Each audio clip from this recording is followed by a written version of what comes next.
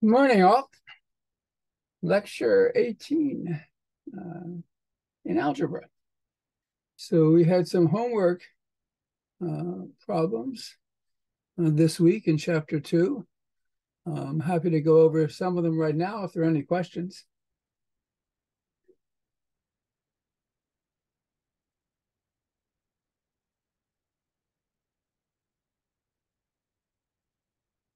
If not, let's just continue to learn about group theory.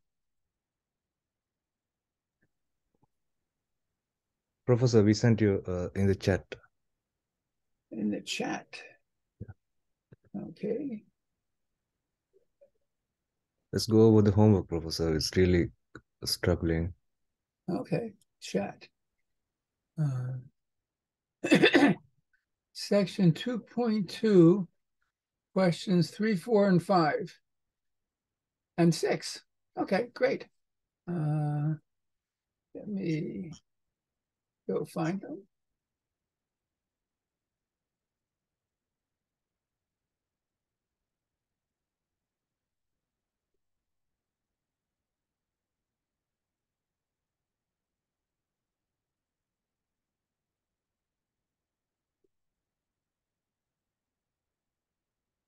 So just take a look and see. So in section 2.2, I have put down problems 1 through 6, 16, and 17. So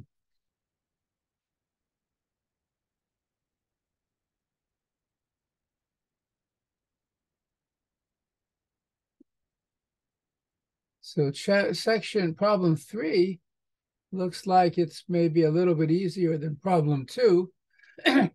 So let me do both 2 and 3. And problem 1 was to check out something about the symmetric group S3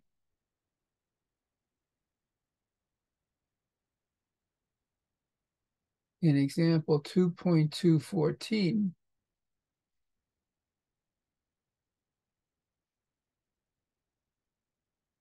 Okay. So let me do all the problems. So problem 1 is to describe the lattice of subgroups of S3. And of course, they actually draw the lattice for you. So let me draw it. This is what's given in the text, and then I'll explain what's going on a little bit. So we have S3. So this is the permutation group on 1, 2, 3. And one subgroup is generated by the transposition 2, 3. So if 2, 3 is the permutation that fixes 1 and interchanges 2 and 3, the subgroup that this generates, all powers of this, it just consists of 2 elements, this and the identity. Because if you take the transposition 2, 3 and multiply it by itself, you get back the identity. And every subgroup contains the identity, so the subgroup generated by the identity is just the set containing the identity. Because there's nothing special about the transposition 2, 3 compared to the others. There's also the transposition 1, 3 and the transposition 1, 2. And each of these generate a subgroup, and each of these subgroups contains E. Plus, Professor, we have... can you move left side? We can see it. Yes.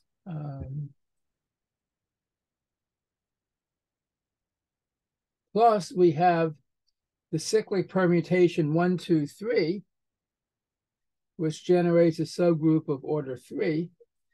And that also contains the identity. And these are all the subgroups of S3.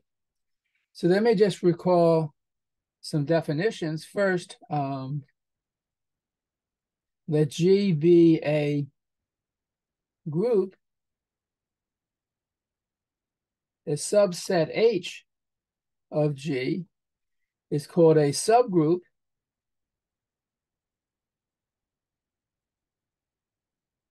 if it's a group. So it has to satisfy the following three properties. First, if X and Y are in H, Professor, so I'm if sorry. X and Y are in H, they're in G, so XY is certainly in G. Professor, can you H move to is the a right? subgroup. Oops. Then XY has to be in H. And if X is in H, then X inverse is in H. And of course, the identity also has to be in H. So a subgroup of a group is a subset that contains the identity and is closed under multiplication and taking inverses. So H all by itself is a group, and the binary operation in H is exactly the same as the binary operation in G. So one of the assertions is that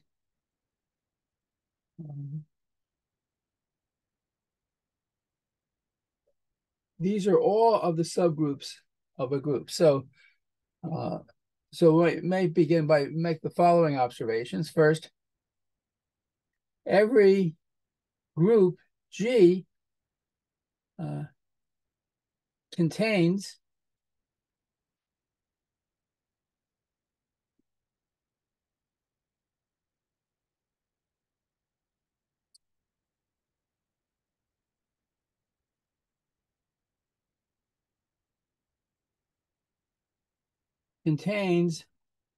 what we might call the trivial subgroup.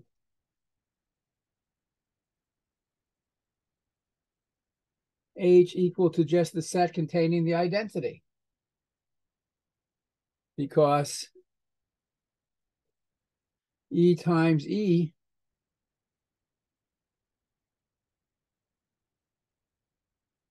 is equal to E, and E inverse is equal to E. So this set is closed under multiplication and taking inverses. So the identity element is always a subgroup of every group. Also,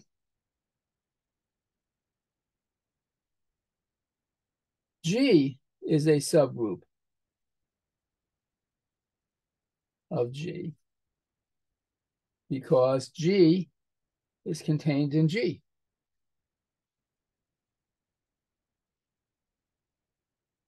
So every group contains at least two subgroups, itself and the trivial subgroup. Now, what about S3? So we know what S3 consists of. We know that S3 contains 6 elements. It contains the identity permutation. It contains the transpositions 1, 2, 1, 3, and 2, 3. And it contains the cycles 1, 2, 3, and 1, 3, 2. That's all of S3. The cardinality, the order of S3 is 6.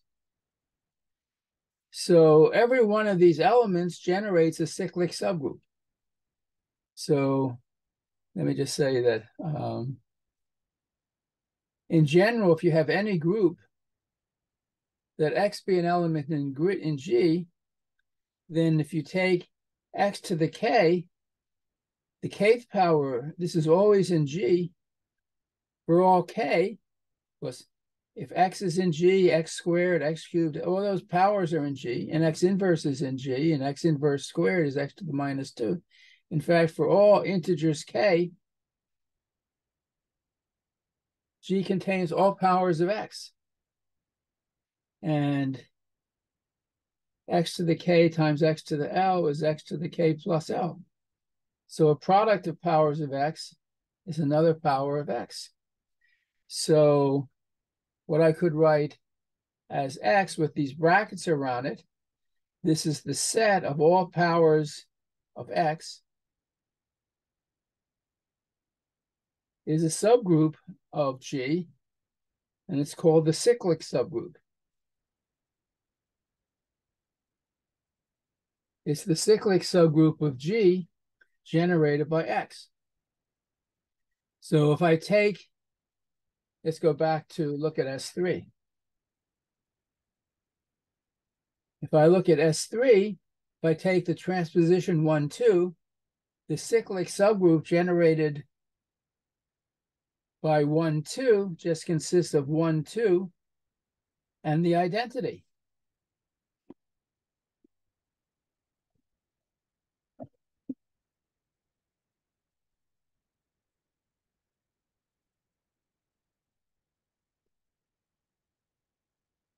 Because if you multiply 1, 2 by itself, you get the identity. So the inverse of 1, 2 is 1, 2. That's a cyclic subgroup generated by 1, 2. Similarly, the cyclic subgroup generated by 1, 3 consists of 1, 3 in the identity. The cyclic subgroup generated by 2, 3 consists of 2, 3 in the identity. So in these three subgroups, we have 4 different elements of G. What we don't have are the 3 cycles 1, 2, 3. But of course, if you take 1, 2, 3 and you multiply it by itself, you square it, you get 1, 3, 2. And 1, 3, 2 is also the inverse of 1, 2, 3. So you multiply these 2 permutations, you get the identity. So the cyclic subgroup generated by 1, 2, 3, this consists of the identity 1, 2, 3 and 1, 3, 2.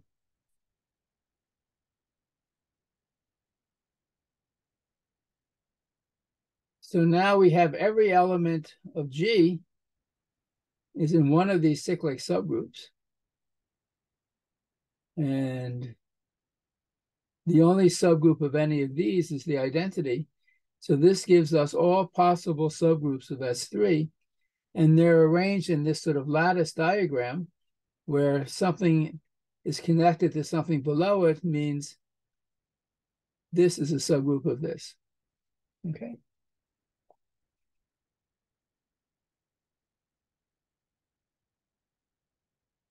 So this is an important example, right, of subgroups of a group. It's a very nice example. Okay. Are there any questions about that?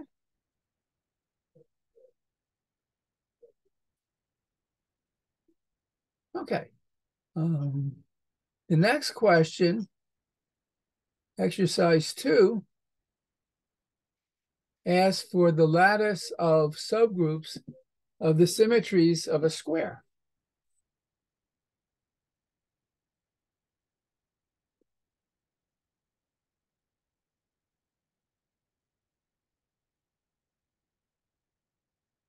So we want the lattice of subgroups of symmetries of a square. So here is a square. Let's label the corners 1, 2, 3, 4. And what are the symmetries? Well, you can rotate the square by 90 degrees or pi over 2. Let's call that R.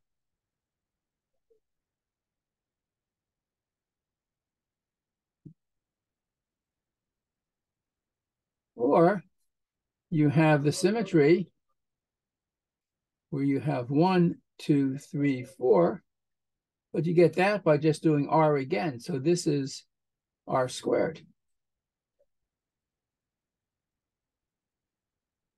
Or you can do R again. You get 1, 2, 3, 4, and this is R cubed. Or you can rotate it one more time,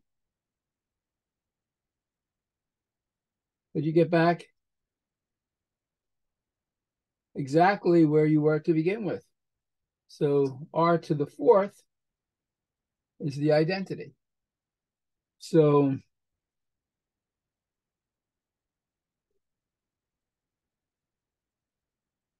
So that's one. These are four symmetries of the square, but they're not the only ones, because also, if you take the square, you could rotate it horizontally. So the bottom becomes the top and the top becomes the bottom. So I don't know, let's call this H for horizontal rotation. Or you could take the square and rotate it vertically. So the right 1, 4 becomes the left, and the left 2, 3 becomes the right. So I can call that V. That's the vertical rotation. And there's one other symmetry of the square where, or maybe there are two more. Let's see. You could take the square, 1, 2, 3, 4, and rotate it around this main diagonal.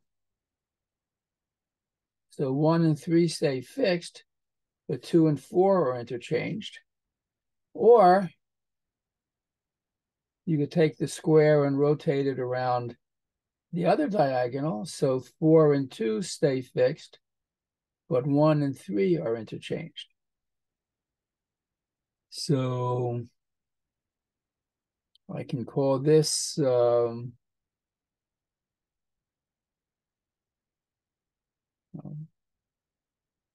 D1, rotating around the diagonal through 1, and I'll call this D2, rotating around the diagonal D2. So these are, in this notation, the different symmetries of the square. So this group consists of the identity, rotation, rotation squared, rotation cubed, the horizontal flip and the vertical flip, and the flip through the diagonal through 1 and the flip through diagonal through 2. And we have 1, 2, 3, 4, 5, 6, 7, 8. So the symmetries of the square form a group with 8 elements.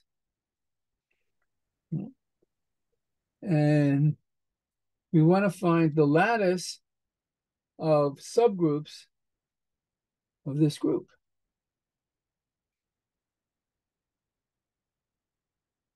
So for H, V, D1, and D2, let's come back and take a look at these, for example. Here. H flips the square horizontally. If you flip it again, you're back where you came from. So H squared is the identity. Similarly, if you take this vertical flip and you repeat it, you're back where you came from. So H squared is the identity, V squared is the identity. Similarly, with these diagonal flips, if you repeat it, you get the identity. So here we have this group, and sitting in this group, we have the subgroup generated by H, V, D1, and D2. And of course, the identity, that trivial subgroup, is contained in each of them. And each of these is contained in G. But we also have the rotations. The subgroup generated by this rotation R consists of E, R, R squared, and R cubed. So we also have the subgroup generated by R.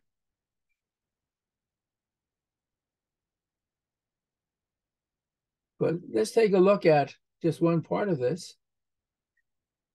If I take my square and I rotate it twice, I have 1, 2, 3, 4. And let me draw that so we can see. I take the square and rotate it twice, I get 1, 2, 3, 4. And if I rotate it twice again, 1 comes back where it started. So r squared is a permutation, is a symmetry of the square. And if you look at the subgroup generated by r squared, that's contained in the subgroup generated by r. Because r, this subgroup consists of ER, r squared, and r cubed. And the subgroup generated by r squared is just E and r squared. So this is a subset of this, and the identity is contained in there. Mm-hmm.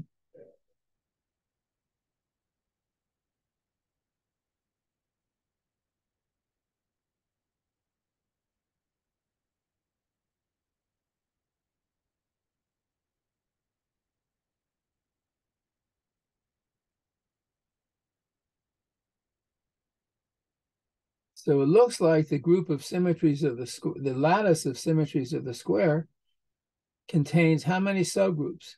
1, 2, 3, 4, 5, 6, 7, 8. 8 subgroups.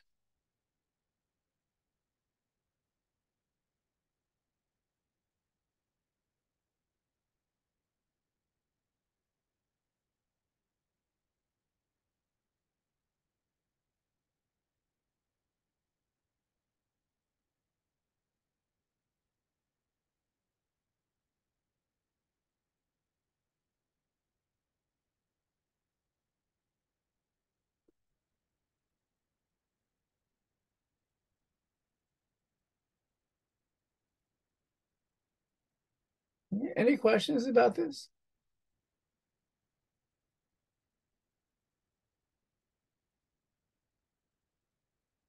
So cyclic subgroups are very important. And let me say a few more words about them. They're discussed quite a bit in this section 2.2.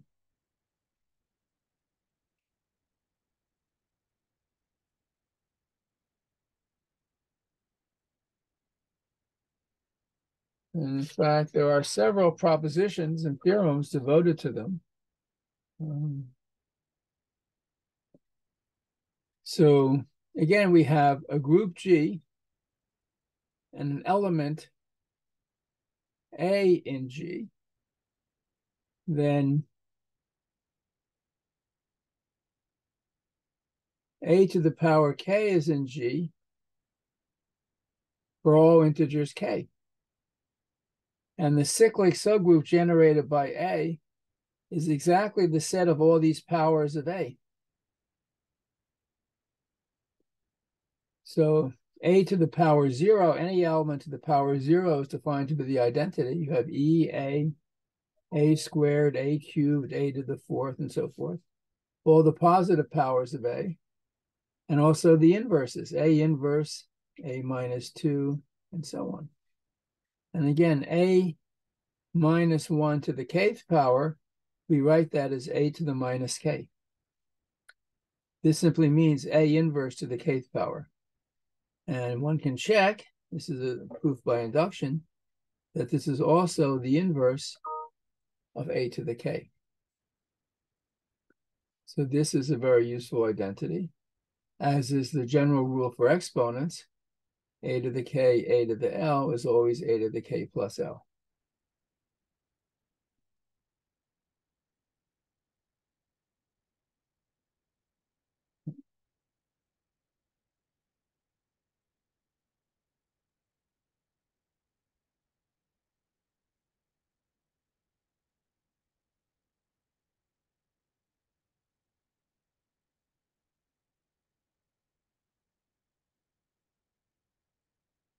So suppose we have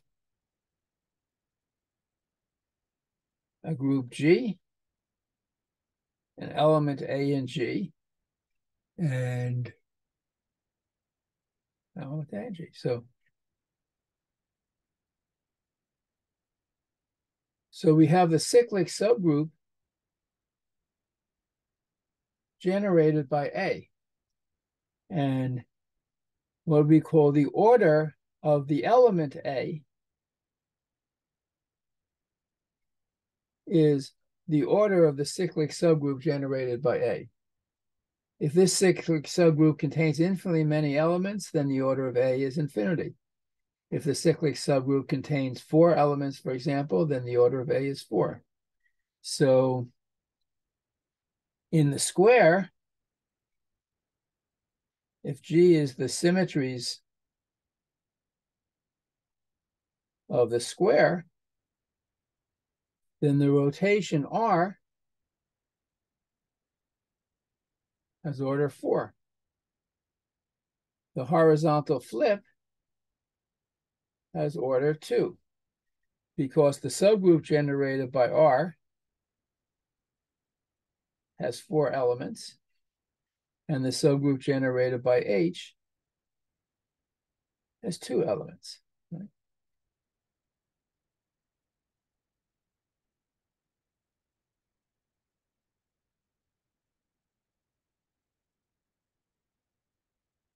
And a very important fact in algebra is if A has finite order, so the cyclic subgroup generated by A is a finite number, then has order, let's say it's K, then K is the smallest positive integer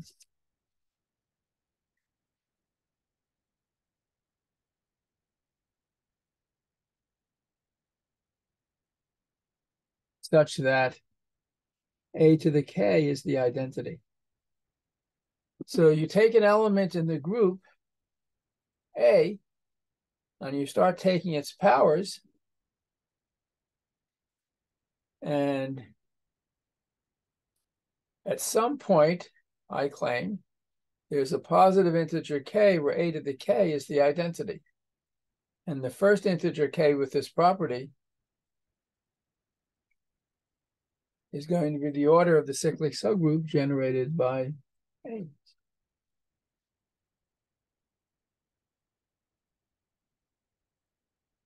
Huh. So why is this true? Why? So the proof is a nice piece of algebraic reasoning that A generate a cyclic subgroup of finite order. So that means the set of powers of A is finite. Of course, the order of the element A is the order of the cyclic subgroup. So consider the elements A squared, A cubed, A to the 4th, and so on forever. So these are all the positive powers of A, and they're not all distinct. Because if these were all different, the subgroup generated by A will contain these infinitely many elements in the order of the subgroup of the infinite, but we know it's finite. So therefore, at least 2 of them have to be the same. So there exist positive integers, K and L, let's say K less than L, such that A to the K equals A to the L. Right? That is, these can't all be different if you can't have infinitely many different elements in the subgroup. So we have this relation, multiply by A to the K inverse. You get the identity. But a to the k is a to the L. So that's a to the L times a to the k inverse, which is a to the L times a to the minus k, which is a to the L minus k. And L minus k is some positive integer. So a, the some positive integral power, is the identity. So therefore, say a to the r equals e for some r, integer r with at least 1. So here we have a set of positive integers and choose the smallest one. So that k be the smallest integer greater than or equal to 1, such that a to the k is the identity. So if you look at the elements, a squared, a cubed, and so forth, a to the k minus 1, and then a to the k is e, I claim that these k elements are distinct. Because again, if two of these were equal, by this same kind of argument, you'd have a to a smaller power than k would be equal to the identity. So these are distinct. So the subgroup generated by A certainly contains these k elements. But I claim that these k elements are the only elements in the subgroup A. So let n be any integer, positive or negative. Divide by k. So by the division algorithm, n is k times some quotient plus a remainder, where the remainder is between 0 and k minus 1. And now we come to the fundamental point, which is very important in algebra. A to the n, this is a to the kq plus r, because n is kq plus r. And by our rules for exponents, this is a to the kq times a to the r. And a to the kq is a to the k to the q times a to the r. But a to the k is the identity.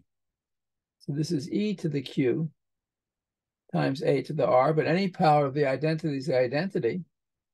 So a to the n equals a to the r. So for any integer n, a to the n can be written in the form a to the r, where r is between 0 and k minus 1. So this means that the cyclic subgroup generated by A not only contains these k elements, but in fact, it's exactly equal to these k elements. Right? So if the cyclic subgroup generated by an element is finite, then, and if that order is k, then k is the smallest positive integer, such that a to the k is the identity.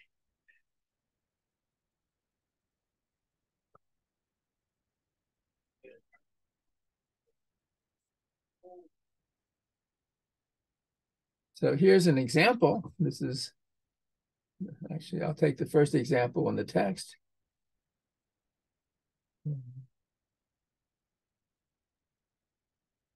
Suppose we let G be Z14, which is the set of all congruence classes modulo 14.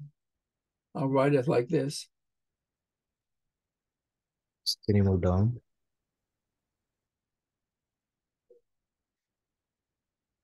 Where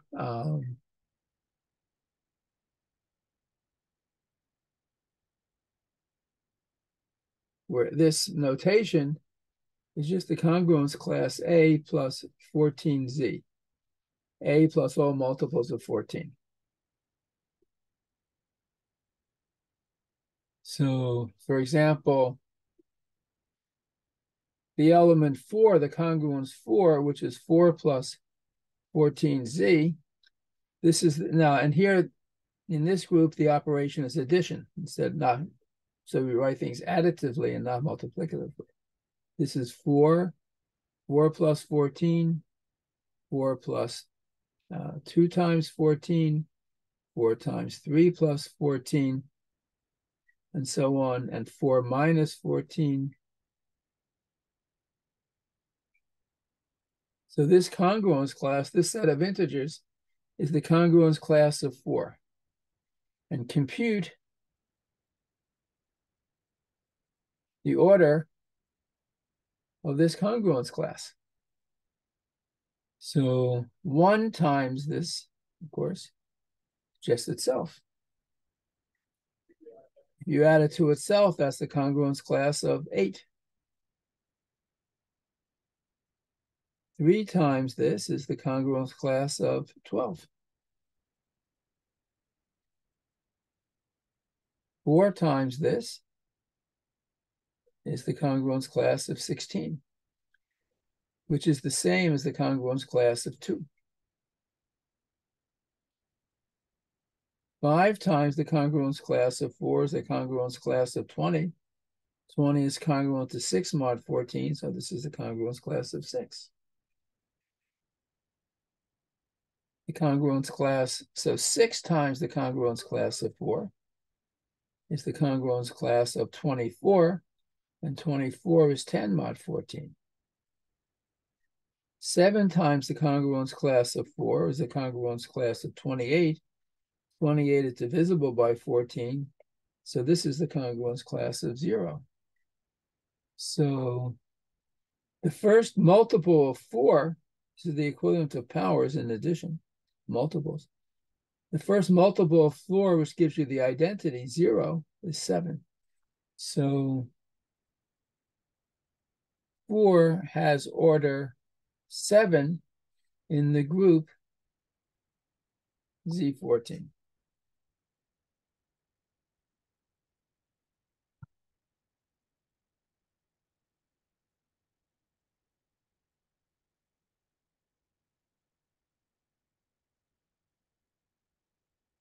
So you should spend a minute looking at this because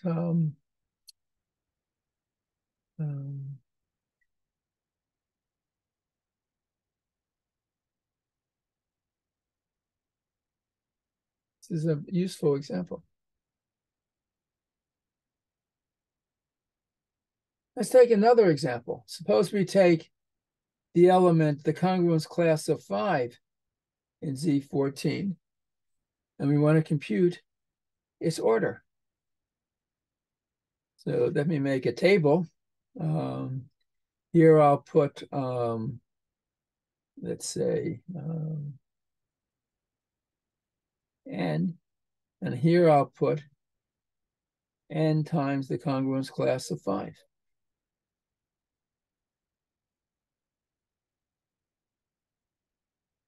I don't know how far out I have to go yet. So this is 1 times 5, which is 5. This is 2 times 5, which is 10. This is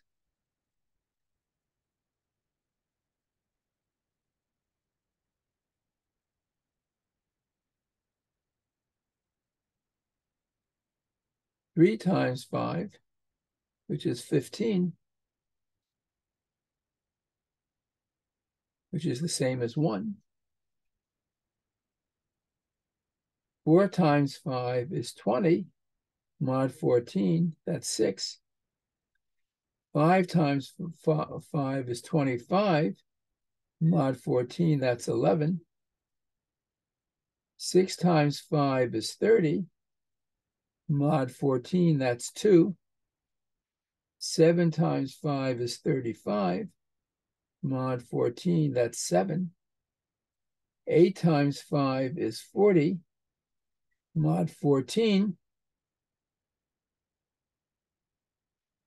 that's 12. 9 times 5 is 45. 45 minus 42 is 3, so mod 14, that's 3. Have to keep going. 10 times 5 is 50. Mod 14, that's 8. 11 times 5 is 55. Mod 14, that's 13. Because 55 minus 13 is 42, and 42 is 14 times 3. 12 times 5 is 60. Let's see. 4 times 14 is 56. So 60 is the same as 4 mod 14. 13 times 5 is 65. Let's see. 65 minus 9 is 56, which is divisible by 14. So this is 9. 14 times 5 is 70. 70 divided by 14 is 0. So finally, we got 0. You have to take the 14th multiple of 5. So the congruence class of 5 has order 14 in the group Z14.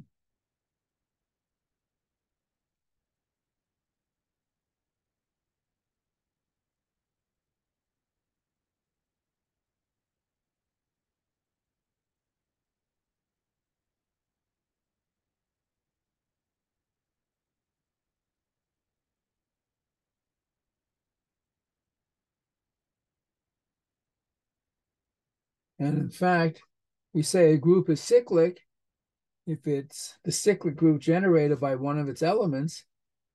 So Z14 is a cyclic group. It can have many generators. With one generator,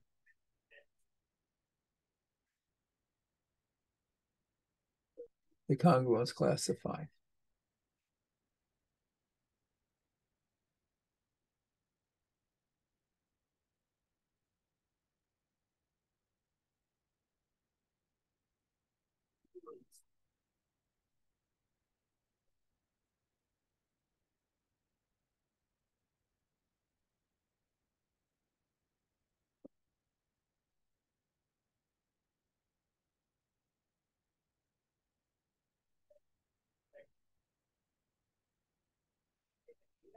So we also have the group,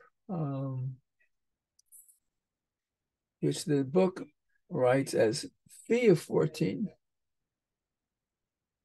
which is Z14 star. That's another way it's written, which is the set of all congruence classes A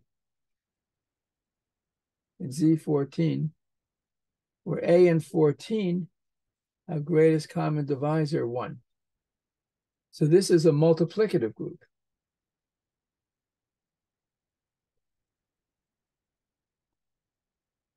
So what are the elements of this group? What are the congruence classes that are relatively prime to 14? So we have the congruence class of 1, congruence class of 3. These are all the numbers from 1 to 14, which are relatively prime to 14. 5, not 6, because it has a common factor of 2, not 7, not 8. 9, not 10. 11, and 13. And so the order of this group is 6. It's a group of order 6. What is the multiplication table? So these are very nice examples because they show how a lot of algebra is also part of number theory. So here we have the elements of the group. I'll just write them as 1, 3, 5, 9, 11, and 13.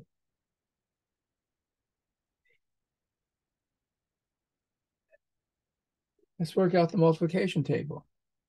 1 times anything is anything. So 1 times 1 is 1, 1 times 3 is 3, and so forth. And if you multiply anything by 1, you still get back your anything. 3 times 1 is 3, 5 times 1 is 5, and so forth. So that's the first row and column. Mod 14, 3 times 3 is 9. 3 times 5 is 15. 15 is congruent to 1, mod 14. So 3 times 5 is 1. 3 times 9 is 27. 27 is congruent to 13, mod 14. So 3 times 9 is 13. 3 times 11 is 33. 33 is congruent to 5, mod 14. Because 33 minus 5 is 28, and 28 is divisible by 5. 3 times 13 is 39. Mod 14, 39 is congruent to 11. So 3 times 13 is 11. 5 times 3 is 15, which we already saw as 1. 5 times 5 is 25. 25 is congruent to, the 25 is also congruent to 11. So 5 times 5 is 11, mod 14. 5 times 9 is 45. 45 is congruent to 3, mod 14. 5 times 11 is 55. 55 is congruent to 13, mod 14.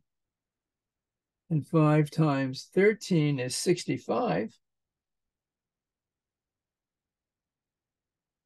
65, mod 14, is congruent to 9. Let's see. 9 times 3 is the same as 3 times 9 is 13. 9 times 5 is the same as 5 times 5. 9 times 5 is the same as 5 times 9, which is 3. 9 times 9 is 81. It's congruent to 11, mod 14. 9 times 11 is 99. 99, what is that congruent to, mod 14? It's congruent to 15. Plus 99 minus 15 is 84. And 84, I believe, is 6 times 14.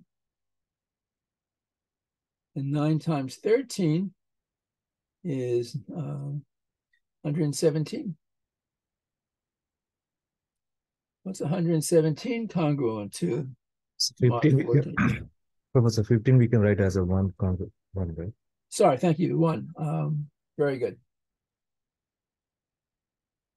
And 9 times 13 is 117. 117 minus 5. Let's see, actually divide this.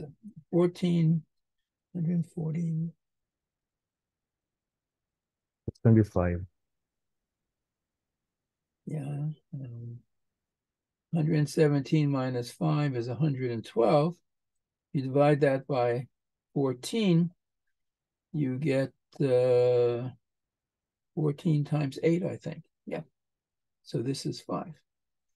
11 times 3 is the same as 3 times 11.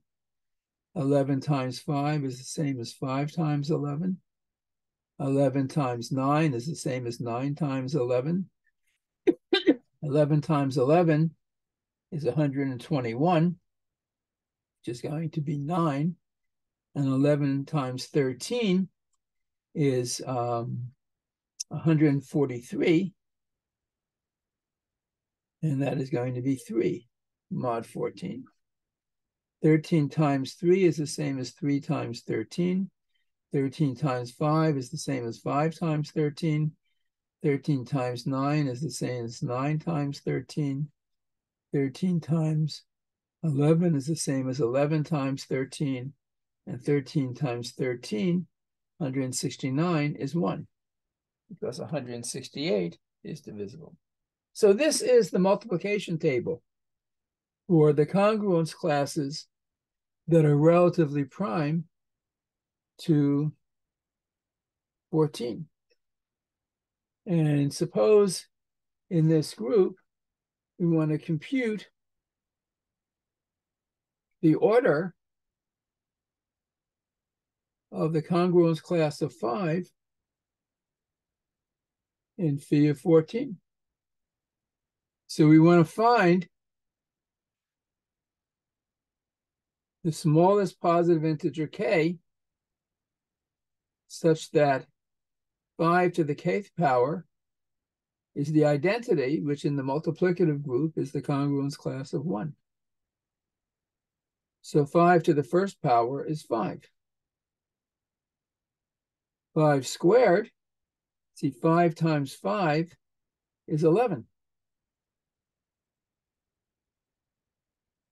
5 cubed is 5 times 5 squared, or 5 times 11. 5 times 11 is 13. 5 to the fourth is 5 times 5 cubed, which is 5 times 13.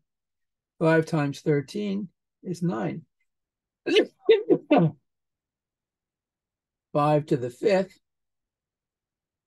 is 5 times 9. 5 times 9 is 3.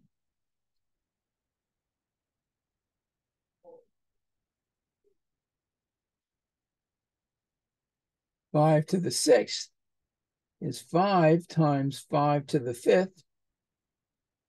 5 to the fifth we just saw is 3. And 5 times 3, the congruence class of 15, is 1. So 5 has order 6.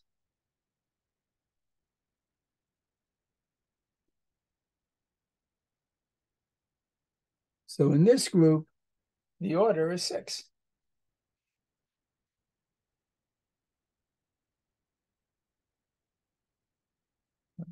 Let me just remind you that we're on spring break for the next 2 weeks. So the next class is 2 weeks from today, which perhaps is a very good thing because it gives you some time to think about these things. I will have 1 or 2 problem sessions during the break. And, just, there's never any obligation to log in, but if you have some questions and you don't want to wait 2 weeks, and you shouldn't, then I'll be available and you can ask questions then. Okay.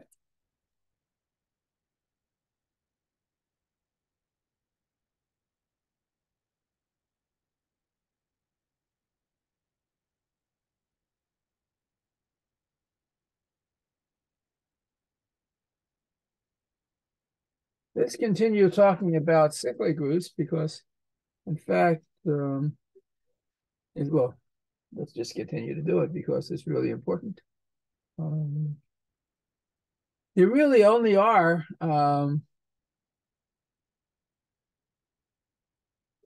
two kinds of cyclic groups, at least up to isomorphism. So here's some examples of cyclic groups. Under addition, first we have Z, the integers, but this is exactly the cyclic group generated by 1.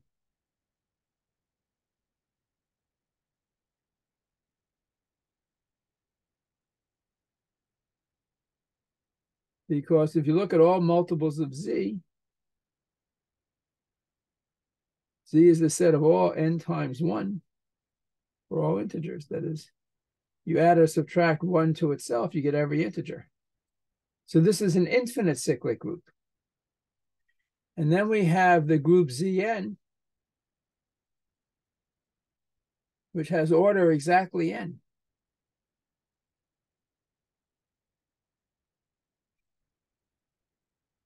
So the order of Zn is n for all n.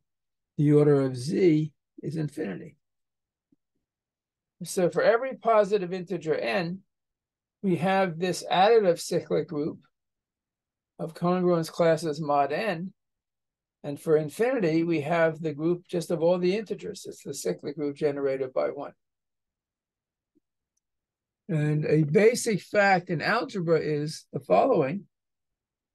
So in the text, this is proposition, chapter 2, section 2.220, let A be in a group G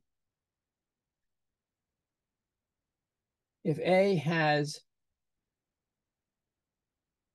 finite order n, then the cyclic group generated by A is isomorphic to Zn. And if A has infinite order, then the cyclic group generated by A is isomorphic to Z. So in the strange manner that mathematicians speak, every cyclic group is isomorphic either to Z or to Zn.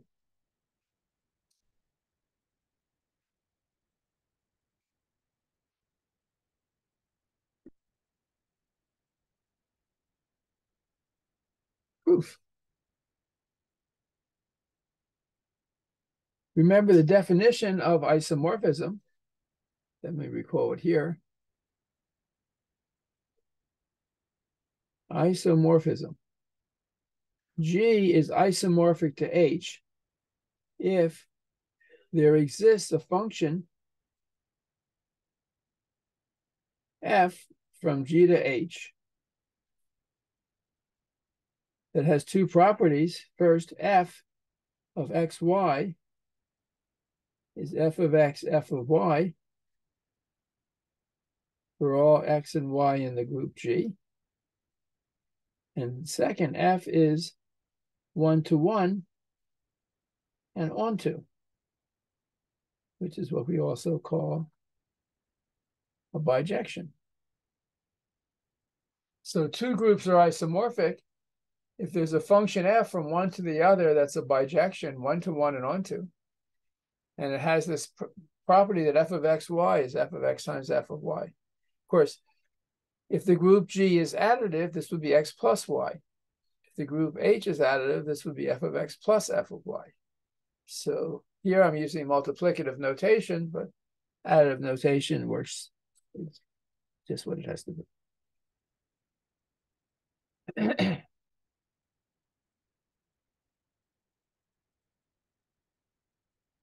So proof. Suppose A has infinite order. I want to define a function f from Z to the cyclic subgroup generated by A by f of the integer k is a to the power k. So first of all, this function is onto, because every element in the cyclic group generated by A is a to some integral power k, so f of k equals a to the k. Second, if I take two integers, k and l, f of k plus l, it's going to be a to the k plus l. But this is a to the k, a to the l, which is f of k times f of l.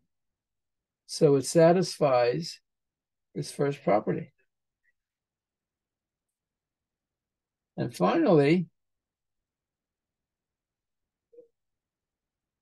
f of k equals f of l if and only if a to the k equals a to the l, because f of k is a to the k and f of l is e to the l. If and only if a to the l minus k is the identity. So can you move up, please? So f of k equals f of l means a to the k equals a to the l, but multiplying by a to the minus k, a to the l minus k is the identity. But the only power of a that's the identity is the zeroth power. So L minus K equals 0. So L equals K. So this means that F is also 1 to 1. F of K equals F of L if and only if L equals K. So if A is infinite order, it's isomorphic to the integers.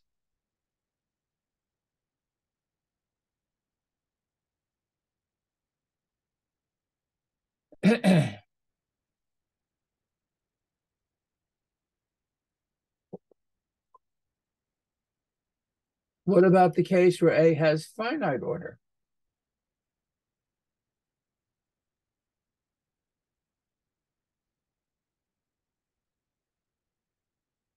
So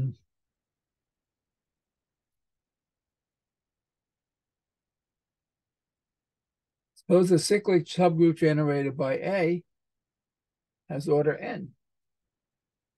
So that means the cyclic subgroup consists of the n elements a squared, a cubed, up to a to the n minus 1. And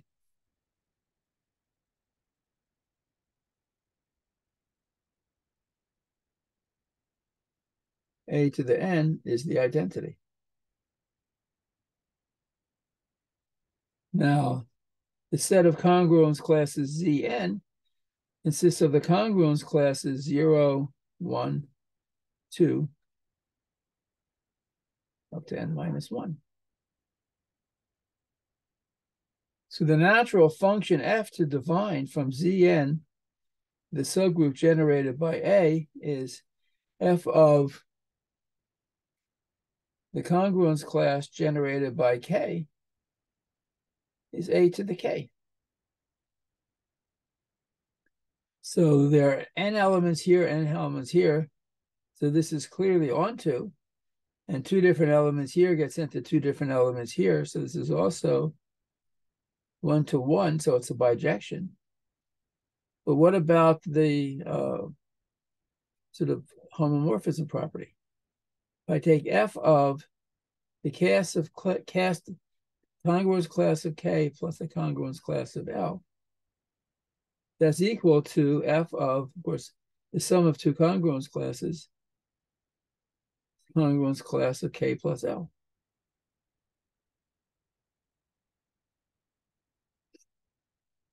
Suppose K plus L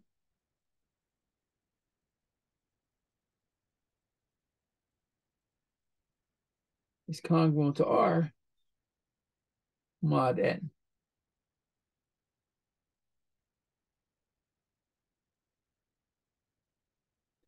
Where R is between 0 and n minus 1. So this is the congruence class of R, which is going to be a to the R. Now to say that K plus L is congruent to R mod n means K plus L is R plus some multiple of n.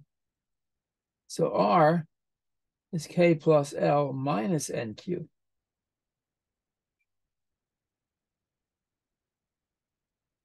So this is a to the K plus L minus n cubed, which by our rules for exponents is a to the K plus L, a to the minus n cubed, or a to the K plus L, a to the n to the minus q.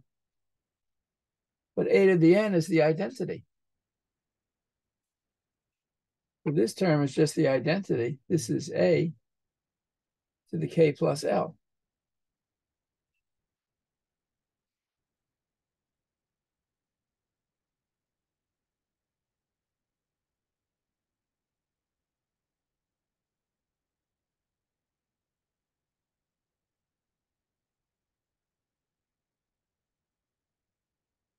Actually, maybe I should make this a little bit simpler.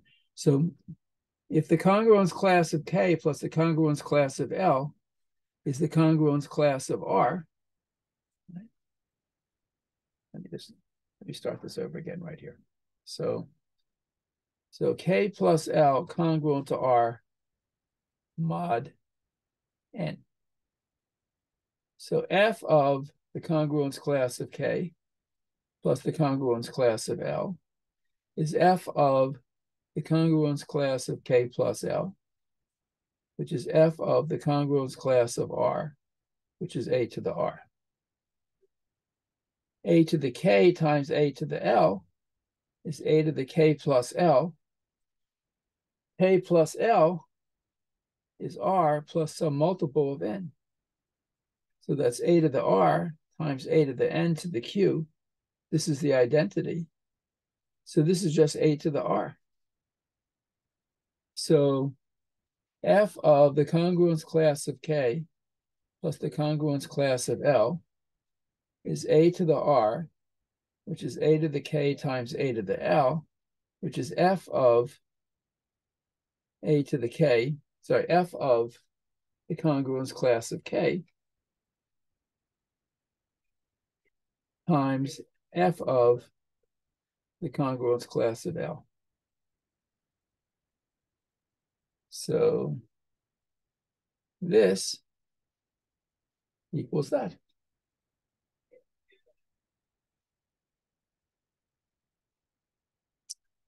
And that's what we wanted to prove.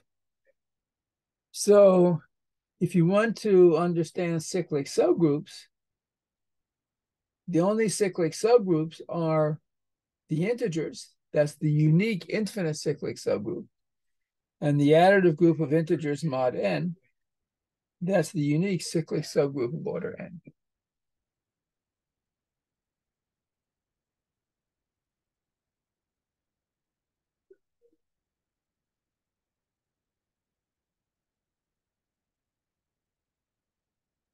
Okay.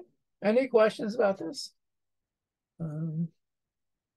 There really is quite a bit to think about here. Okay. But let me just continue. There are one or two more properties of cyclic groups that it's important to understand. And here they are. So we want to find the subgroups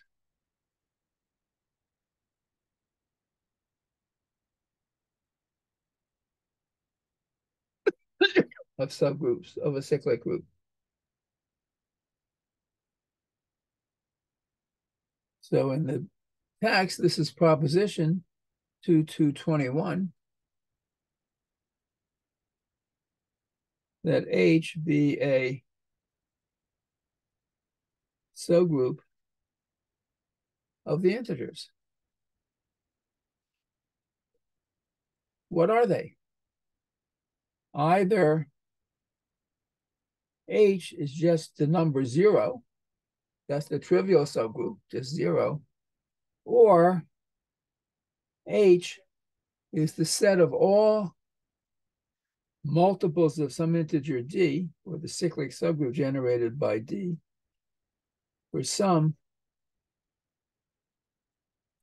positive integer d. So the subgroups of the integers are either the multiples of a number or 0. So for example, 2z, this is just the even numbers, right? 0 plus minus 2 plus minus 4 plus minus 6 and so forth. 3z are the numbers divisible by 3. 0 plus minus 3 plus minus 6 plus minus 9 and so forth, right? Or 0, of course, 0. Of course, 1 times z is just 0 plus minus 1 plus minus 2. That's just z.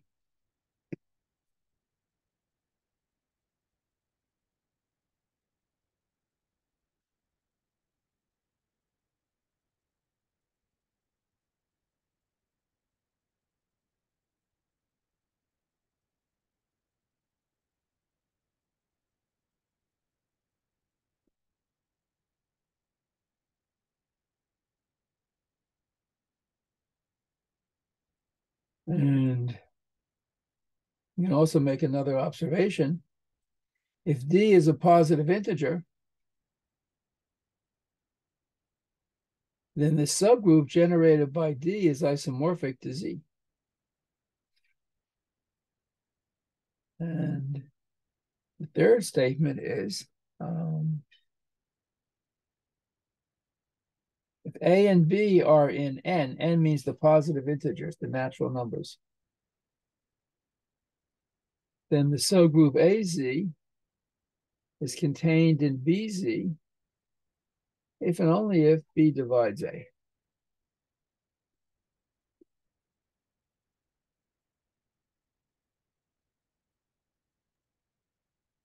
Can you So we move up? have three statements about cyclic groups.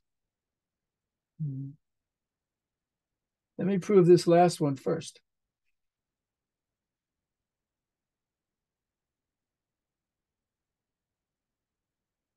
If AZ is contained in BZ, then what? We know that A, which is A times 1, is in AZ, and this is contained in BZ. So that means that A is some multiple of B, B times Q, for some Q, which means exactly that B divides A. And conversely, if B divides A, then A equals BQ. So every multiple of A, AN, is BQ times N or B times QN, which is a multiple of B. So this is in BZ. So every multiple of A is in BZ, so AZ is contained in BZ. So that's a complete proof of the statement that the subgroup AZ is contained in BZ if and only if B divides A. Okay. What about the other parts of this proposition?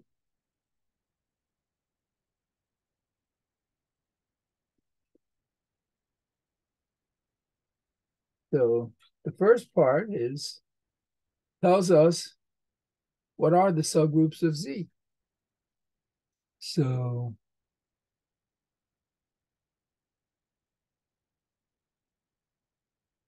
let H be a subgroup of Z. H could be just the trivial subgroup 0, but if it's not, then H contains some non-zero integer.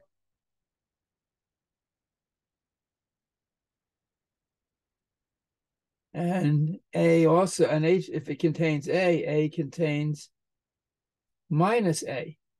So either A or minus A is positive. So H contains a positive integer. And let D be the smallest positive integer in H. So let D be the smallest element of H intersect N. That's the positive integers contained in H, that D be the smallest element. So then all multiples of D are contained in H.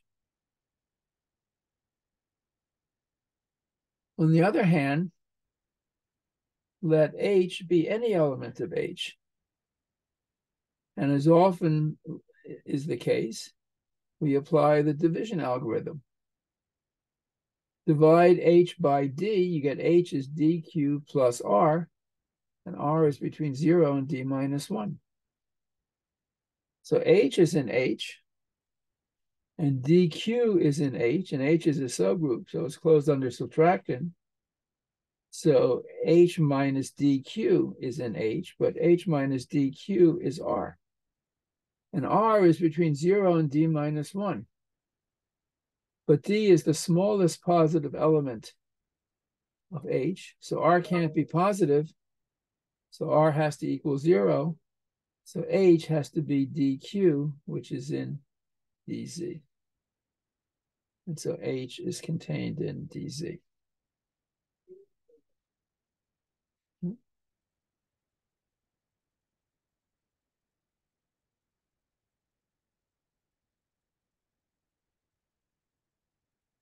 And finally, I want to show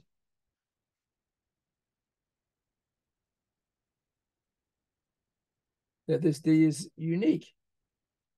So suppose our subgroup H is dz and also d prime z, for d and d prime positive integers. Then d divides d prime, and d prime divides d, and the only time two positive integers divide each other is when they're the same. So that shows they're unique. And finally, to prove the isomorphism, suppose I define a function f from z to dz, define this by f of a is d times a. So this is onto and one-to-one, and f of a plus b is a plus bd, is ad plus bd, and that's f of a plus f of b. And that's the end of the proof. So can you more?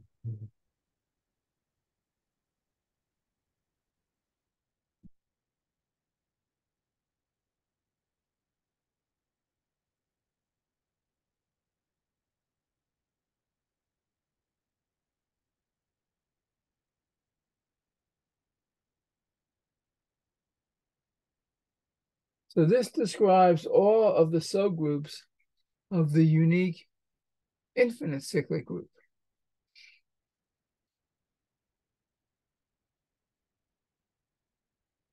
And I don't think I have time to prove them now, so let me just state some of the results about subgroups of finite cyclic groups.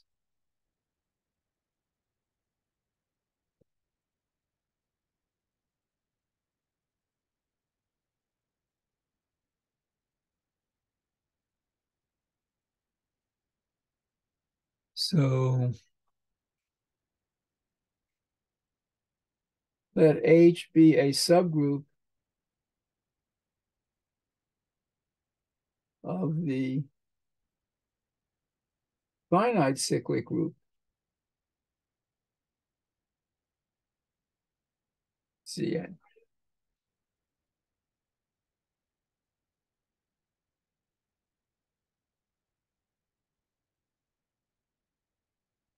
So either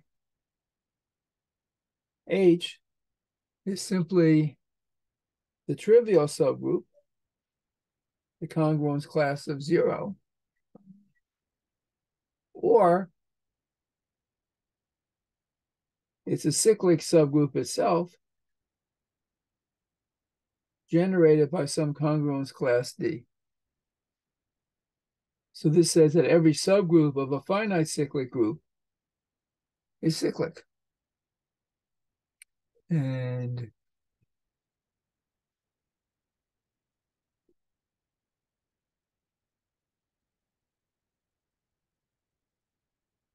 if you have a subgroup H, and if D is the smallest positive integer, such that the subgroup H is generated by the congruence class of D, then D times the order of H is equal to N. So there's this very interesting arithmetical relationship.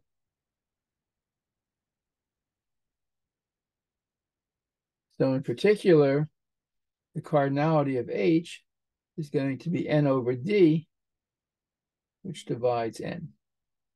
So the order of a cyclic subgroup of a group divides the order of the cyclic subgroup.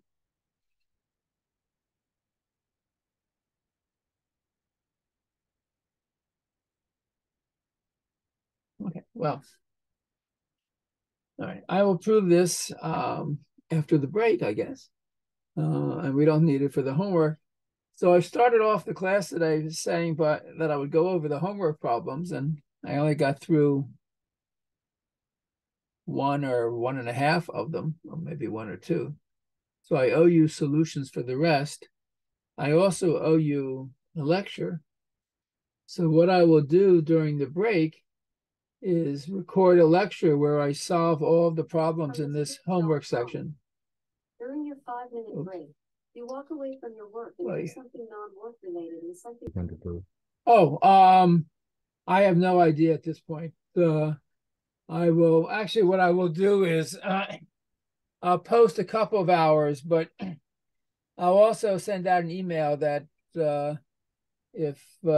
if you have questions on the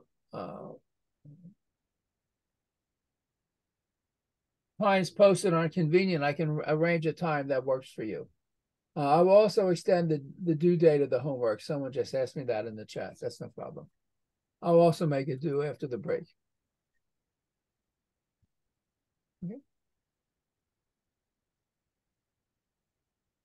So have you graded the previous homework, Professor? Like I submitted.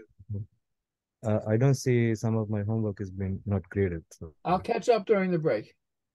okay, thank you. But everything gets checked sooner or later.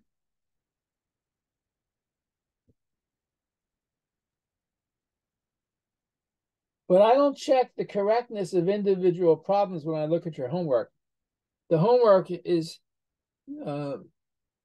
so that I can see you're thinking about algebra and doing some work.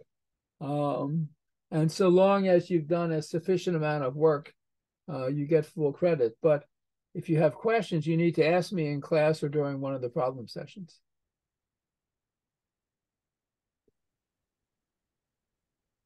Okay. Any other questions before we go? If not, enjoy the break, enjoy your holidays, and we will be back in a lecture 1 week from today. Okay, bye all.